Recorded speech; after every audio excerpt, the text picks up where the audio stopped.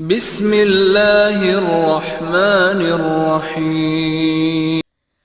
حضرت ابو ہریرہ رضی اللہ تعالی عنہ سے روایت ہے کہ حضور نبی اکرم صلی اللہ علیہ وآلہ وسلم نے فرمایا کہ جب رمضان کا مہینہ آتا ہے تو آسمان کے تمام دروازے کھول دیے جاتے ہیں، جہنم کے دروازے بند کر دیے جاتے ہیں اور شیاطین کو جکڑ دیا جاتا ہے۔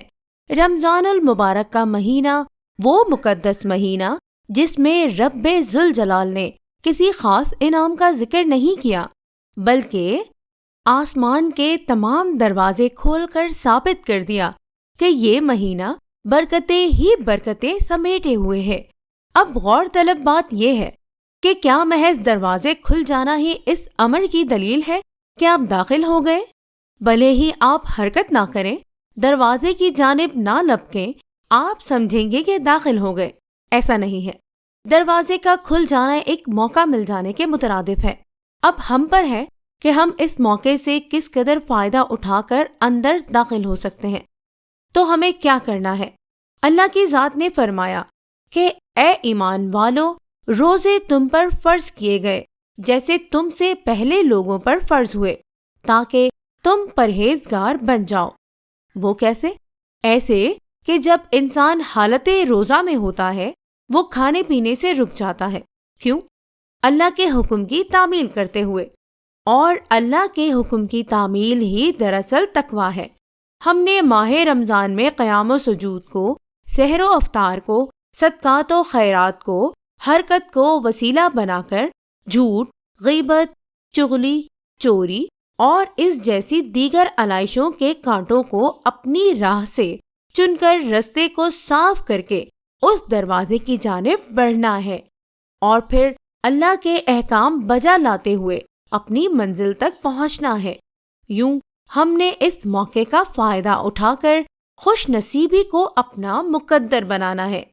روزے کے فضائل اور اس کی اہمیت بے شمار ہے، اسے بیان کرنا ناممکن ہے، کیونکہ اللہ کی ذات فرماتی ہے کہ روزہ میرے لیے ہے، اس کا اجر بھی میں دوں گا۔